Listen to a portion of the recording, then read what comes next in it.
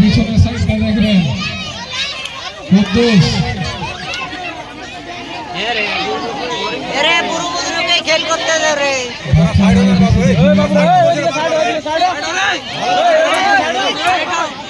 side না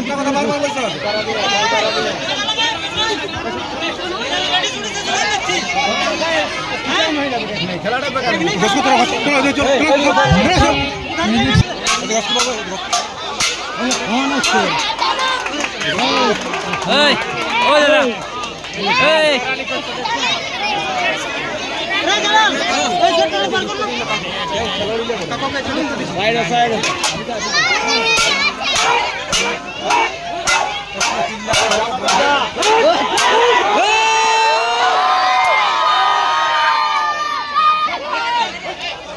এই বস না আরে চিন্তা রাখ ভাগ্য তখন হবে